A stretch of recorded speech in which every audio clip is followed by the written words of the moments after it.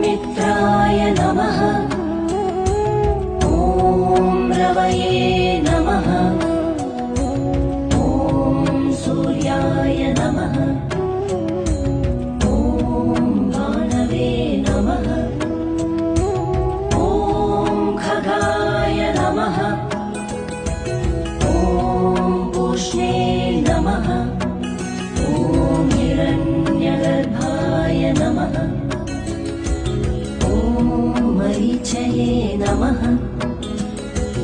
ॐ आदित्याय नमः। ॐ सवित्रे नमः। ॐ अर्काय नमः।